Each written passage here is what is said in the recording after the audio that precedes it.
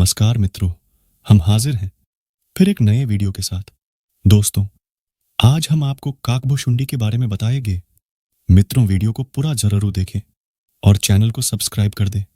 दोस्तों, आइए अब आपको कहानी के बारे में बताते हैं। अध्यात्म रामायण। सर्वप्रथम श्री राम की कथा भगवान श्री शंकर ने माता पार्वती जी को सुनाई थी। उस कथा को एक कौवे ने भी सुन लिया। उसी कौवे का पुनर्जन्म काकभुशुंडी के रूप में हुआ। काकभुशुंडी को पूर्व जन्म में भगवान शंकर के मुख से सुनी वह राम कथा पूरी की पूरी याद थी। उन्होंने यह कथा अपने शिष्यों को सुनाई। इस प्रकार राम कथा का प्रचार प्रसार हुआ। भगवान शंकर के मुख से निकली श्री राम की यह पवित्र कथा अध्यात्म रामायण के नाम से विख्यात है। काकभुशुंडी लोमश ऋषि के शाप के चलते काकभुशुंडी कौवा बन गए थे। लोमश ऋषि ने शाप से मुक्त होने के लिए उन्हें राम मंत्र और इच्छा मृत्यु का वरदान दिया। कौवे के रूप में ही उन्होंने अपना संपूर्ण जीवन व्यतीत किया। वाल्मीकि से पहले ही काकभुशुंडी ने रामायण गिद्धराज गरुड़ को सुना दी थी। लोमश ऋषि परम तपस्वी तथा विद्वान थे। इन्हें पुराणों में अमर माना गया है।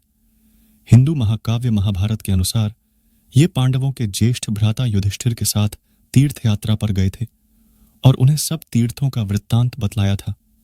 लोमश ऋषि बड़े बड़े रोमों या रों वाले थे।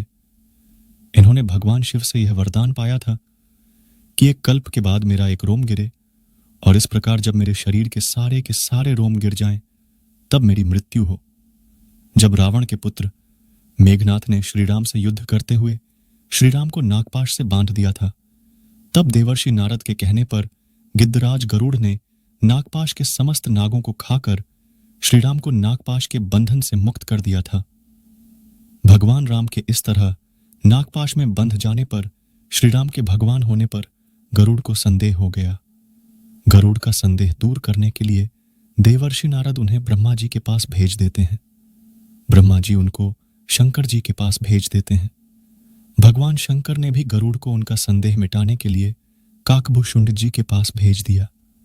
अंत में काकभुशुंडी जी ने राम के चरित्र की पवित्र कथा सुनाकर गरुड़ के संदेह को दूर किया। वैदिक साहित्य के बाद जो राम कथाएं लिखी गईं, उनमें वाल्मीकि रामायण सर्वोपरि है। वाल्मीकि श्री राम के समकालीन थे और उन्होंने रामायण तब लिखी जब रावण वध के बाद राम का राज्याभिषेक हो चुका था। एक दिन वे वन में ऋषि भारद्वाज के साथ घूम रहे थे और उन्होंने एक व्याघ्र द्वारा क्रौंच पक्षी को मारे जाने की हृदय विदारक घटना देखी और तभी उनके मन से एक श्लोक फूट पड़ा। बस यहीं से इस कथा को लिखने की प्रेरणा मिली। यह इसी कल्प की कथा है और यही प्रामाणिक है। वाल्मीकि जी ने राम से संबंधित घटना चक्र को अपने जीवन काल में स्वयं देखा या सुना था, इसलिए उनकी रामायण सत्य के काफी निकट है। लेकिन उनकी रामायण के सिर्फ 6 ही कांड थे। उत्तरकांड को बौद्ध काल में जोड़ा गया। उत्तरकांड क्यों नहीं लिखा वाल्मीकि ने, या उत्तरकांड क्यों जोड़ा गया, यह सवाल अभी भी खोजा जाता है। अद्भुत रामायण संस्कृत भाषा में रचित 27 सर्गों का काव्य विशेष है। कहा जाता है कि इस ग्रंथ के प्रणेता भी वाल्मीकि थे, किंतु शोधकर्ताओं के अनुसार इसकी भाषा और रचना से लगता है कि किसी बहुत परवर्ती कवि ने इसका प्रणयन किया है, अर्थात अब यह वाल्मीकि कृत नहीं रही। तो क्या वाल्मीकि यह चाहते थे कि मेरी रामायण में विवादित विषय न हो, क्योंकि वे श्री राम को एक मर्यादा पुरुषोत्तम के रूप में ही स्थापित करना चाहते थे? मित्रों, कैसा लगा आपको हमारा यह वीडियो? अच्छा लगा हो हमें जरूर बताएं और अपने दोस्तों के साथ भी शेयर करें। हम आपको बहुमूल्य जानकारियां उपलब्ध कराने के लिए समर्पित है। हम अपने इस कार्य में उनके समर्थन और सुझाव की अपेक्षा करते हैं ताकि हमारा यह प्रयास और बेहतर हो सके। मित्रों, आज बस इतना ही। मिलते हैं फिर एक नए वीडियो के साथ। तब तक के लिए धन्यवाद।